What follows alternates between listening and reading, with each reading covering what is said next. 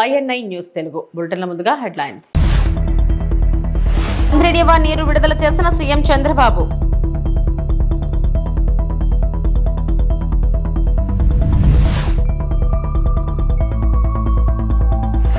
సిరిసిల్లలో మీడియాతో మాట్లాడుతున్న BRS working president KTR.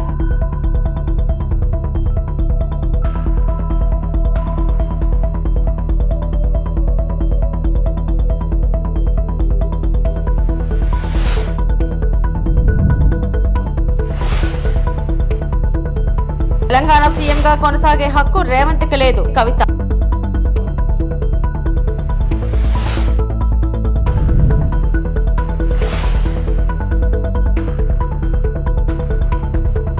చంద్రడివా phase 1 కాల్వల విస్తరణ పనులు పూర్తి కావడంతో గురువారం ముఖ్యమంత్రి చంద్రబాబు నీరు విడుదల చేశారు.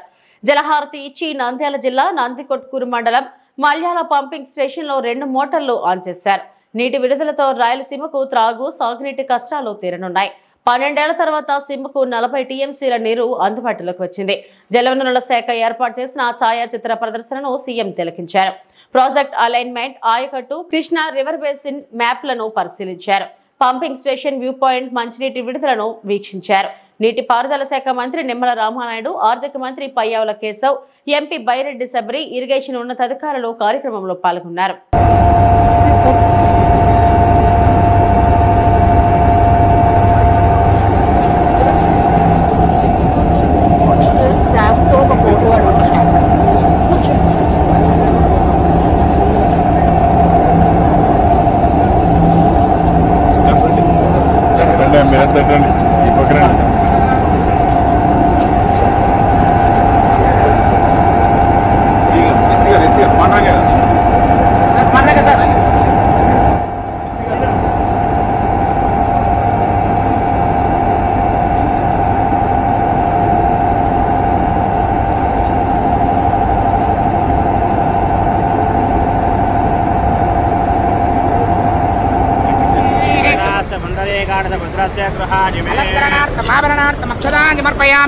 ओम श्री हिरण्यवरुणामरणीं सुवर्णरजतस्वयाम् जातवेदो लक्ष्मीं मनपगामिनीं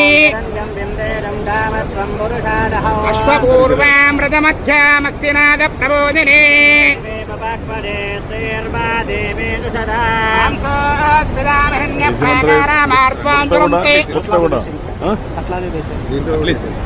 వాయనం అమ్మవారికి వాయనంగా ఉంటుంది. పద్మవర్ణాం కామినా పక్వే శ్రియం చంద్రాం ప్రభాసాం జగదాగ్రం ప్రియం లోకే దేవరుద్రావతారాం దామద్దేవీం శరణమహం ప్రపద్యే లక్ష్మీర్మేరస్యతాం త్వాం రుణే ఆదిత్యవర్ణయ తపసోది జాతో వనస్పతిస్తవ వృక్షోదవీవః తస్య బలాని తపసానదుంతుమాయాంతరాజాస్య భాగ్యా అలక్ష్మీః वयगुमान् देवसगत्कीर्तिस्वपर्णासः प्रादुर्भूतोऽस्मिराश्रेऽस्मिन् कीर्तिवृद्धिं ददातु मे शुक्तिवासामलान् ज्येष्ठामलक्ष्मीर्नाशयाम्यहम् अभूतिमधवृद्धिर्मुदमे गृहावु नन्दद्वारां दुरादृशां नग्नपुष्टाङ्करेशनीम् ईश्वरीं सर्वभूतानां कामिनोपक्वं श्रियम्. గోదావరి నీళ్లు రేవంత్ రెడ్డి అబ్బసత్తు, ఆయన తాత జాగీరు కాదు అని బీఆర్ఎస్ వర్కింగ్ ప్రెసిడెంట్ కేటీఆర్ ధ్వజమెత్తారు. సిరిసిల్లలో కేటీఆర్ మీడియాతో మాట్లాడారు. చంద్రబాబు నాయుడు కమిటీ వేద్దామని అనగానే తల ఊపడానికి గోదావరి నీళ్లు రేవంత్ రెడ్డి జాగీరు కాదు. మేము కాళేశ్వరం కడుతుంటే అడ్డుకోవడానికి ఇదే చంద్రబాబు నాయుడు లేఖను రాశాడు. గోదావరి కృష్ణా జలాల్లో మా వాటా తెల్చి మా నీళ్లు మేము తీసుకున్నాక మిగతా నీళ్లు తీసుకోవాలి. మేము ఆంధ్ర ప్రజలకు రైతులతో వ్యతిరేకం కాదు. తెలంగాణ ప్రజల రైతుల ప్రయోజనాలు ముఖ్యమని కేటీఆర్ స్పష్టం చేశారు. రాయలసీమ కూడా మంచిగా ఉండాలని కోరుకున్నాం, ఆంధ్ర ప్రజలు కూడా బాగుండాలని కోరుకున్నాం. కానీ ఏం కోరుకున్నాం? మేము మా రాష్ట్ర ప్రజల ప్రయోజనాలు నెరవేరిన తర్వాత, తెలంగాణ రైతాంగం ప్రయోజనాలు సమృద్ధిగా పూర్తి స్థాయిలో డిఫైన్ చేయబడ్డ తర్వాత గోదావరి మిగులు జలాల్లో మా వాటా తేలాలి, నికర జలాల్లో మా వాటా తేలాలి, కృష్ణలో మా వాటా తేలాలి, మా అవసరాలు పూర్తి కావాలి. ఆ తర్వాత కిందికి పోయే నీళ్లు మీరు వాడుకోండి, మేము వద్దంటలేం. కానీ ఏవి తేల్చకుండానే మరి బడితున్నోందే బర్రె అన్నట్టు ఇలా మా కేంద్ర ప్రభుత్వం చుట్టూ మా చేతులుంది, బీజేపీ మేము చెప్పినట్టు ఆడుతుంది, మా శిష్యుడే ఇవాళ తెలంగాణ ముఖ్యమంత్రి కాబట్టి నేను ఆడిచ్చినట్టు ఆడాలని చెప్పి చంద్రబాబు నాయుడు గారు అనుకుంటే, దానికి శిష్యుడు వంత పాడితే గురుదక్షిణ చెల్లించుకోవాలనుకుంటే గోదావరి నీళ్ళని సంతర్పణ చేయాలనుకుంటే మేము గమన కూర్చోవాలా? తెలంగాణ వాటా తేల్చండి. కేంద్ర ప్రభుత్వం గోదావరిలో, కృష్ణలో మిగులు జలాల్లో మా వాటా ఎంత, ఏ ప్రాజెక్టు కేటాయింపు ఎంత, ఇవన్నీ కూడా గతంలో ఉండే అవార్డుల ప్రకారం తేల్చిన తర్వాత మీరు ఏం చేసుకున్నా పర్వాలేదు. తెలంగాణ ప్రయోజనాలపై నాన్ సీరియస్ గా ఉన్న రేవంత్ రెడ్డికి ముఖ్యమంత్రి పదవిలో కొనసాగే అర్హత లేదని వెంటనే రాజీనామా చేయాలని తెలంగాణ జాగృతి అధ్యక్షురాలు కవిత డిమాండ్ చేశారు. కేంద్ర జలశక్తి శాఖ మంత్రిత్వ శాఖ సమావేశంలో మొట్టమొదటిగా బనకచెర్లపైనే చర్చ జరిగితే రేవంత్ బయటకొచ్చి అబద్దాలు చెప్పారని మండిపడ్డారు. గోదావరి జలాలను అప్పనంగా అప్పగించేశారని విమర్శించారు. తనపై ఎమ్మెల్సీ తీర్మార్ మల్లన్న చేసిన వ్యాఖ్యలపై బీఆర్ఎస్ నేతలు స్పందించకపోవడాన్ని వారి విజ్ఞతకే వదిలేస్తున్నానని కవిత వ్యాఖ్యానించారు. రెడ్డి గారు ఇద్దరు కూడా పోయి మరి చంద్రబాబు నాయుడు గారిని ఎదుర్కొని సన్మానం చేసి ఆ ఫోటోలు వీడియోలు చూస్తుంటే అయితే పండగ వాతావరణం కనబడ్డది. మరి అన్ని చేసి కూర్చున్నారు. సరే మీటింగ్ పోయినరు. మీటింగ్ పోయినాక నేను మీ అందరికీ తెలుసు ఎప్పుడు కూడా సమాచారం లేకుండా మాట్లాడను, నిర్దిష్టమైనటువంటి ఆధారాలు లేకుండా మాట్లాడను. వీళ్ళు మీటింగ్కి పోయినరు, జలశక్తి మీటింగ్కి. మొట్టమొదటి అంశమే ఎజెండాలో బనకచెర్ల జరిగింది. అక్కడ మొట్టమొదటి అంశం బనకచెర్ల ఉంటే కూడా కనీసం పౌరుషం లేకుండా, సిగ్గు లేకుండా ముఖ్యమంత్రి గారు, మన ఇరిగేషన్ శాఖ మంత్రి గారు మీటింగ్ మొత్తం కూడా కూర్చొని అప్పనంగా గోదావరి జలాలని గిఫ్ట్ లెక్క చంద్రబాబు నాయుడు గారి చేతిలో పెట్టి రిటర్న్ రావడం జరిగింది. ఎంత దారుణం అంటే ఇది. ఈ బనకచెర్ల ప్రాజెక్టు కనుక జరిగితే గోదావరి జలాలలో తెలంగాణ యొక్క హక్కులు శాశ్వతంగా హరించిపోతాయి. ఈ విషయం తెలుసు, ముఖ్యమంత్రి గారికి తెలుసు, ఉత్తమ్ కుమార్ రెడ్డి గారికి తెలుసు. అయినా అటెండ్ అయినరు, అయినా పోయినరు. పోయి ఉల్టా సన్మానాలు చేయించుకొని, దండలు వేయించుకొని, నీళ్లు అప్పనంగా అప్పచెప్పి వెనక్కి రావడం జరిగింది. నిజంగా ఎంత బాధ అనిపించిందంటే ఆడ చంద్రబాబు నాయుడు గారు సన్మానం చేస్తుంటే ముఖ్యమంత్రి గారి ముఖం ఆనందంతో వెలిగిపోతున్నది. కానీ నాకైతే బలిక బక్రాన్ చూసినట్టు అనిపించింది. కానీ ఇక్కడ బలయ్యేది ఎవరు? తెలంగాణ ప్రజలు. తెలంగాణ ప్రజల యొక్క హక్కులు, గోదావరి నదీ జలాల్లో శాశ్వతంగా హక్కులు కోల్పోతాం. ఇది వాస్తవం, ఇది జరిగింది అక్కడ. ఎందుకంటే ప్రెస్ ఇన్ఫర్మేషన్ బ్యూరో తెలుగులో ఒక ప్రెస్ నోట్ ఇచ్చింది, ఇంగ్లీష్లో ఒక ప్రెస్ నోట్ ఇచ్చింది. మరి వాళ్ళు పర్టికులర్గా చెప్పడం జరిగింది, ఎజెండాలో బనకచెర్ల ఇష్యూ చర్చించినాం, పవర్ పాయింట్ ప్రజెంటేషన్ కూడా ఇచ్చినాం అన్నటువంటి అంశం ప్రెస్ ఇన్ఫర్మేషన్ బ్యూరో చెప్పడం జరిగింది. బయటకు వచ్చి ప్రెస్ మీట్ పెట్టి దారుణంగా మన ముఖ్యమంత్రి గారు బుకాయిస్తున్నాడు. ఆయన బొంకుతున్నాడు. అరే జరగనే లేదు, వాళ్ళు అడిగితే కదా మేము కట్టేది. ఎంత దారుణం ఇది! ఇంత సిగ్గులేనితనం ఉంటుందా? ఇంత ఘోరం ఉంటుందా? ఇంత అన్యాయం ఉంటుందా? జరిగింది వాస్తవంగా. అక్కడ అంతమంది సీనియర్ ఆంధ్ర ఇంజనీర్లు ఉన్నారు, ఇక్కడ సీనియర్ తెలంగాణ ఇంజనీర్లు ఉన్నారు. జరుగుతున్నటువంటి నష్టమేంది? మీరు ప్రదర్శిస్తున్నటువంటి వైఖరేంది? ఇంత నాన్ సీరియస్గా ఉండేటటువంటి ముఖ్యమంత్రికి నిజంగా మన రాష్ట్రాన్ని పరిపాలన చేసే హక్కే లేదు. ముఖ్యమంత్రి గారు తక్షణమే రాజీనామా చేయాలని ఈ సందర్భంగా నేను డిమాండ్ చేస్తా ఉన్నాను. పశ్చిమ గోదావరి జిల్లా ప్రైవేట్ స్కూల్ బస్ తిరగబడి 2 విద్యార్థులకు గాయాలు, ఆసుపత్రికి తరలింపు. పశ్చిమ గోదావరి జిల్లా అత్తిలి మండలం పాలి గ్రామం శివారు ప్రైవేట్ స్కూల్ బస్సు ప్రమాదవశాత్తు పంట చేలోకి బోల్తా పడింది. ఆ సమయంలో బస్సులో ప్రయాణిస్తున్న సుమారు 25 మంది విద్యార్థులు ఉన్నారు.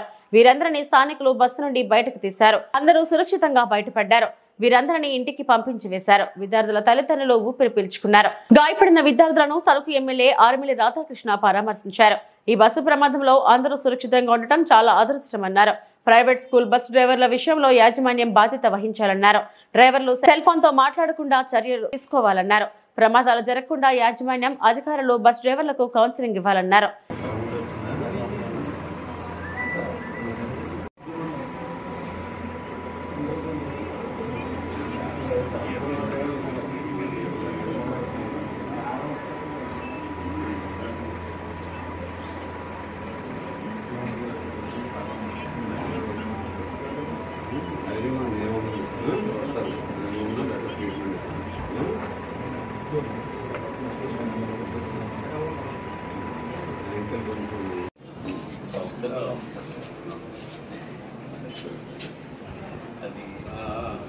మళ్ళీ 1 వీక్ రాసింది, మళ్ళీ 1 వీక్ ప్రస్తుతానికి బోనింగ్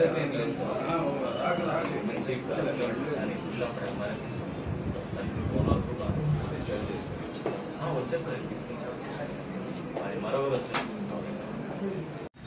ఈరోజు అత్తిలి మండలం పాలి గ్రామం దగ్గర తణుకు సాయి విద్యా సంస్థలకు చెందినటువంటి బస్సు ప్రమాదం జరిగి పంట చేనులోకి పడిపోవటం చాలా దురదృష్టకరం. ముఖ్యంగా బస్సులో ఉన్నటువంటి 22 మంది పిల్లలు కూడా క్షేమంగా ఉండటం ఈరోజు అదృష్టంగా భావిస్తున్నాం. అలాగే ఇద్దరికి అందులో కొంచెం గాయాలైనట్టు కూడా డాక్టర్లు చెప్పారు. కానీ వారిని కూడా ఈరోజు ఫస్ట్ ఎయిడ్ చేసి సివియారిటీ లేనందువల్ల వాళ్ళని కూడా డిశ్చార్జ్ చేయడం జరుగుతుంది. ఈ విధంగా మేము కోరేది ఒకటే, ఈరోజు ప్రైవేట్ బస్సులు కానీ స్కూల్ బస్సులు కానీ అందరూ కూడా డ్రైవర్లు అందరూ కూడా ముఖ్యంగా జాగ్రత్తగా ఉండాల్సినటువంటి పరిస్థితి ఉంది. ఈరోజు ఇటువంటి ప్రమాదం జరిగినప్పుడు ఈరోజు అదృష్టశాత్తు వాళ్ళందరికీ కూడా ఎవరికి కూడా పెద్దగా ఏమీ జరగకపోవడం చాలా అదృష్టం. ఈరోజు పిల్లలు ఎవరికి కూడా అందరూ కూడా బయటపడటం చాలా అదృష్టం. ఈరోజు అవన్నీ కూడా పరిగణలోకి తీసుకుని ప్రైవేట్ స్కూల్ యాజమాన్యాలు కూడా స్ట్రిక్ట్గా కొన్ని రూల్స్ పెట్టి అవసరమైతే మానిటరింగ్ పెట్టుకుని బస్ డ్రైవర్లు ఏ విధంగా ఉంటున్నారనేది మేము కూడా చూస్తున్నాం. సగం మంది బస్ డ్రైవర్లు ఫోన్లు మాట్లాడుతూనే డ్రైవ్ చేస్తున్నారు. సో అది ఈ విధంగా ఎటువంటి ప్రమాదాలు కారణాలు మొదటిది ఫోన్లు మాట్లాడటం. ఈరోజు దీని వెనుక ఏ విధంగా ఉందనేది కూడా వారు అన్నీ కూడా పరిశీలించి కఠినంగా వ్యవహరించే విధంగా కూడా ఉండాలి వీళ్ళకి బస్సు ప్రమాదం. అదేవిధంగా డిపార్ట్మెంట్ వైజ్ కూడా మేము అన్ని బస్సులు కూడా వాటి ఫిట్నెస్ కూడా వెరిఫై చేయించడం జరుగుతుంది. బ్రేక్ కూడా అయిందా లేదా అనేది కూడా వెరిఫై చేయించడం జరుగుతుంది. అన్నీ ఇంటాక్ట్గా ఉంటేనే వారికి అన్ని విధాలుగాను కూడా ఈరోజు ప్రభుత్వం కూడా సహకరిస్తుంది. అంతే తప్పితే ఈరోజు ఎటువంటి బ్రేకులు లేకుండా లేకపోతే సర్టిఫికెట్లు లేకుండా సరైన డాక్యుమెంట్లు లేకుండా బస్సులు నడిపితే మాత్రం దాని మీద తప్పనిసరిగా చర్యలు తీసుకుంటామని ఈ సందర్భంగా మరొకసారి తెలియజేస్తున్నాం. ప్రైవేట్ స్కూల్ యాజమాన్యాలు కూడా దీని మీద బాధ్యతగా తీసుకుని అందరికీ కూడా తెలియజేసి డ్రైవర్లను కూడా ఒక ఓరియంటేషన్ ప్రోగ్రామ్ కూడా ఇప్పుడు పెట్టుకుంటూ ఉండి రెగ్యులర్గా కూడా వారికి కూడా కౌన్సిలింగ్ చేస్తూ డ్రైవర్లు బస్సులు నడిపేటప్పుడు ఫోన్లు మాట్లాడకుండా చేస్తే మొదటగా ఇటువంటి ప్రమాదాలు అవాయిడ్ అవ్వడానికి అవకాశం ఉంటుంది. ఈరోజు బస్సు ఏదో జరిగిందని చెప్తున్నారు, ఆ బస్సుకి కట్టలు ఏదో తెగిపోయినాయి అంటున్నారు. అవన్నీ కాకుండా ఈరోజు ఎందుకు జరిగిందనేది కూడా ఒకసారి పరిశీలించి దాన్ని భవిష్యత్తులో ఇటువంటి సంఘటనలు జరగకుండా అన్ని చర్యలు తీసుకోవాల్సిందిగా కోరుతున్నాం. అదేవిధంగా డిపార్ట్మెంట్ వైజ్ని కూడా మేము కూడా అధికారులకి అదేవిధంగా ఇటువంటి సంఘటనలు పునరావృతం కాకుండా అన్ని విధాలుగాను కూడా కఠినంగా వ్యవహరించాలని ఈ సందర్భంగా తెలియజేసుకుంటాం. విజయనగరం జిల్లా ఆర్టీసీ కాంప్లెక్స్ వద్ద ట్రాఫిక్ పోలీసులు ఏర్పాటు చేసిన ట్రాఫిక్ సబ్ కంట్రోల్ ను విజయనగరం జిల్లా సూపరింటెండెంట్ ఆఫ్ పోలీస్ వకుల్ జిందార్ చేతుల మీదుగా ప్రారంభించడం జరిగింది. ఈ సందర్భంగా విజయనగరం జిల్లా superintendent of police Vakul Jindal మీడియాతో మాట్లాడుతూ విజయనగరం పట్టణంలో ట్రాఫిక్ సమస్యలు చాలా ఎక్కువగా ఉన్నాయని, అలాగే రోజు తప్పించి రోజు ట్రాఫిక్ ఎక్కువగా పెరుగుతూ వస్తుందని అన్నారు. అదే క్రమంలో ఆర్టీసీ బస్ స్టేషన్ వద్ద ఎక్కువగా ఉదయం సాయంత్రం రద్దీగా ఉంటుందని, వాహనదారులకు ఎంతో ఇబ్బందులకు గురవుతున్నారని తెలిపారు. ఇక అలాంటి సమస్యలు ఎదురవకుండా తగిన జాగ్రత్తలు తీసుకుని ట్రాఫిక్ సబ్ కంట్రోల్ రూమ్ ను ఏర్పాటు చేయడం జరిగిందని తెలిపారు. ప్రజల ట్రాఫిక్ సమస్యలపై ఎటువంటి ఇబ్బందులు కలిగిన వెంటనే ట్రాఫిక్ సబ్ కంట్రోల్ రూమ్ కు వచ్చి కంప్లైంట్ చేయాలని ఆయన కోరారు.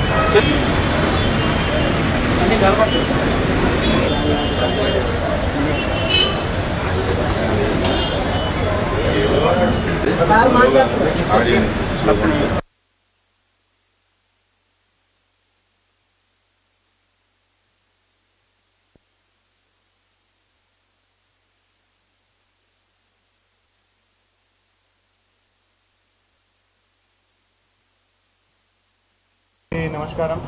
సో మనందరికీ తెలుసు విజయనగరం టౌన్లో ట్రాఫిక్ ప్రాబ్లం చాలా ఎక్కువ ఉంది. సో మనకి నేరో రోడ్స్ ఉన్నాయి, but traffic day by day చాలా పెరుగుతుంది.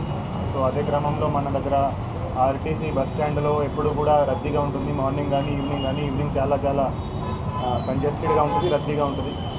సో ఇక్కడ ఆల్మోస్ట్ 24 hours ఇక్కడ ట్రాఫిక్ వాళ్ళు డ్యూటీ చేస్తుంటారు. సో ట్రాఫిక్ సిబ్బంది డ్యూటీ చేయడము ఈ ఎండాకాలంలో అదేవిధంగా వర్షాకాలంలో చాలా డిఫికల్ట్ ఉంటుంది. సో దాన్ని దృష్టిలో పెట్టుకొని ఆర్టీసీ బస్ స్టాండ్ బయట ఈ ట్రాఫిక్ అవుట్ పోస్ట్ ఏర్పాటు చేయడం జరిగింది. సో ఎటువంటి వెదర్ కండిషన్ అయినా లాంగ్ అవర్స్ డ్యూటీ చేయడానికి ఈ ట్రాఫిక్ సిబ్బందికి అవుట్ పోస్ట్ చాలా ఉపయోగపడుతుంది. అదేవిధంగా దాంట్లో పబ్లిక్ అడ్రస్ సిస్టమ్ కూడా పెట్టడం జరిగింది. So public address system use చేసుకొని ఈ ట్రాఫిక్ని ఈజీగా నియంత్రించవచ్చు. సో ఈ ఆర్టీసీ బస్ స్టాండ్ దగ్గర ఎప్పుడు కూడా జామ్ అవ్వడము, తర్వాత ఈ చాలా బస్సులు రావడము, సాయంత్రం స్కూల్స్ వదిలేటప్పుడు కాలేజ్ వదిలేటప్పుడు చాలా ఎక్కువ మంది పిల్లలు రావడము, ఆటోలు రావడము ఎప్పుడు కూడా ఇక్కడ రద్దీగా ఉంటుంది. సో ఆ టైంలో ఇది ఇంకా ఎఫెక్టివ్గా ఇంకా మంచిగా ట్రాఫిక్ స్మూత్గా నడపడానికి ఇది చాలా ఉపయోగపడుతుందని మేము ఆశిస్తున్నాము. సో ఈ ట్రాఫిక్ ఇన్స్పెక్టర్ గారు అదేవిధంగా డిఎస్పీ విజయనగరం ఇనిషియేటివ్ తీసుకొని ఈ అవుట్ పోస్ట్ పెట్టించడం జరిగింది. సో రాబోయే రోజుల్లో ఇది చాలా మనకు ఉపయోగపడుతుంది మేము ఆశిస్తున్నాము. పల్నాడులో మద్దతు ధర కోసం మళ్లీ రోడ్డెక్కిన పొగాకు రైతులు. గురజాల నియోజకవర్గం దాచేపల్లి మండలం గామాలపాడు ఎఫ్సిఐ గొడౌన్ వద్ద పొగాకు రైతులు ఆందోళన. అద్దంకి నార్కోట్పల్లి హైవేపై పొగాకుతో నిరసన. రైతుల ధర్నాతో భారీగా నిలిచిపోయిన వాహనాలు. రైతుల పరిస్థితిని అర్థం చేసుకోకుండా దురుసుగా ప్రవర్తించిన దాచేపల్లి సిఐ పొన్నూరు భాస్కర్ పొగాకుకు మద్దతు ధర ఇస్తున్నట్లు పగలబాలు పలికావే. మరి ఎందుకు రైతులు రోడ్డెక్కినట్లు? కన్నతలకి అన్నం పెట్టినవాడు పిన్నమ్మకి బంగారు గాజులు చేయిస్తాడా?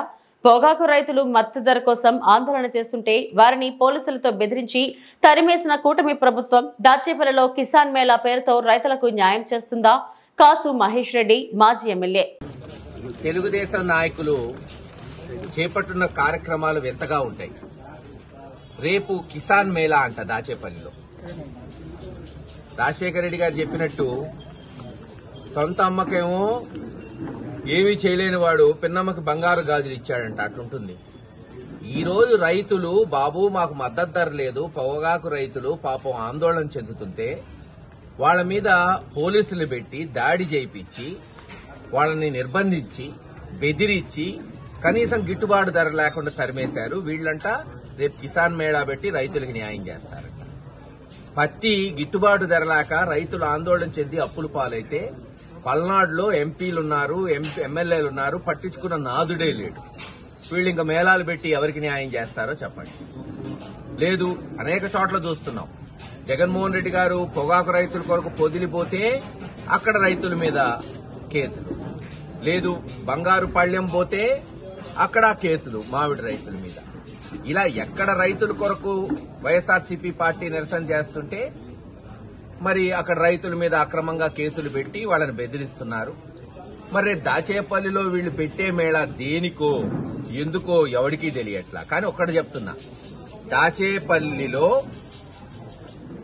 పత్తి కొనుగోలు కేంద్రంతో పాటు పత్తి ఎటు సీసీఐ వాళ్ళు కొనేవాళ్లు, మిర్చి కొనుగోలు కేంద్రం మొట్టమొదటిసారి వైఎస్ఆర్సీపీ ప్రభుత్వంలో తీసుకొచ్చాం.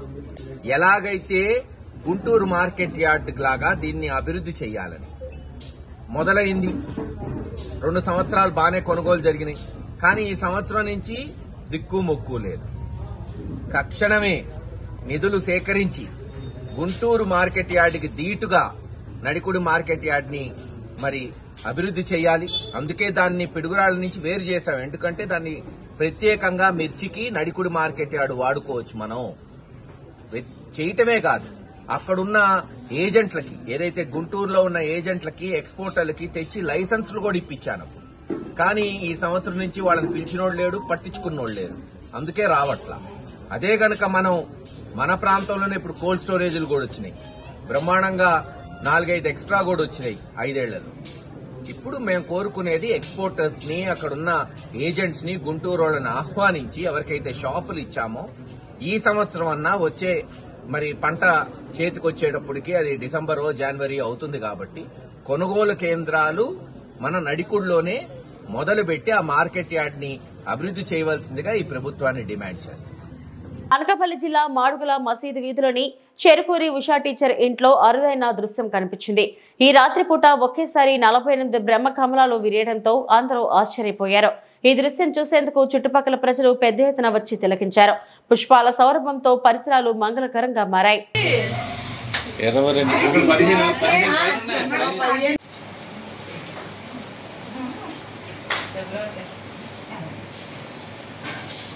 కానీ ఇదే ఖర్చమ్మ మొగ్గలు చేస్తే అది 30 ఉన్నాయి అక్కడ. ఎలా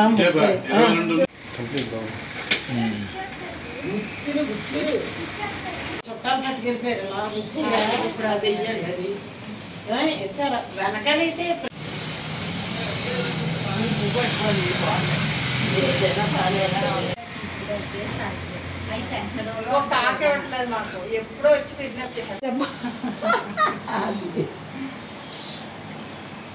భవానీ గారు వస్తే బాగుంది. మరి చూడలేం కదా. అయ్యో అది ప్రకృతి సహజం. ఒక చెట్టు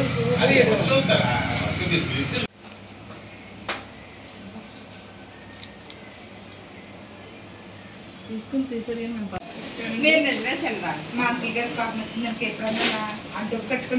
పిచ్చాటూరులో జాబ్ మేళా పోస్టర్లను ఆవిష్కరించిన ఎమ్మెల్యే. జాబ్ మేళాను సద్వినియోగం చేసుకోండి, ఎమ్మెల్యే కోనేటి ఆదిమూలం పిలుపు. ఈ నెల 23న సత్తివేడు నియోజకవర్గం పిచ్చాటూరులో జరగనున్న జాబ్ మేళాను సద్వినియోగం చేసుకోవాలని ఎమ్మెల్యే కోనేటి ఆదిమూలం పిలుపునిచ్చారు.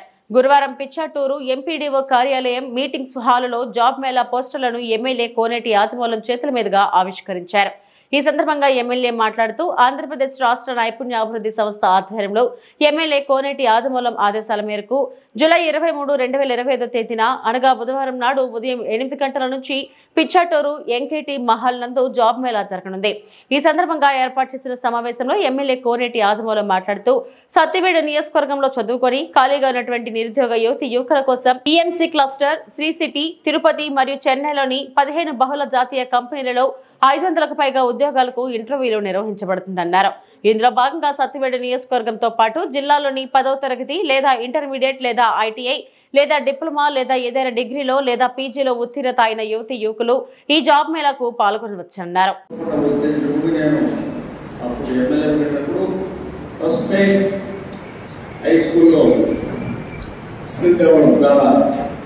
కలెక్టర్ భారత తీసుకొచ్చి పెట్టాము, మళ్ళీ సర్జరీలో పెట్టాము, మళ్ళీ పాలిటెక్నిక్ పెట్టాము, మళ్ళీ పుత్తూరులో పెట్టాము.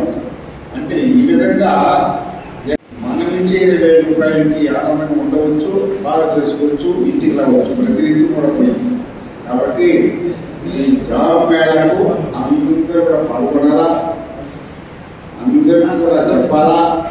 మన ప్రజలకి, మన శ్రేయాభిలాషులకి, మన గ్రామ పిల్లలకి 23 పాల్గొంటే సాయంత్రం వరకు ఉంటారు. వాళ్ళు అందరూ కూడా కలెక్ట్ చేసుకొని ఆ రోజు మీకు పత్రాలు కూడా ఇస్తారు, అపాయింట్మెంట్ ఆర్డర్ కూడా ఆ రోజు ఇస్తారు. ఇవి ఇప్పటి వరకు నా బులెటిన్ అప్డేట్స్.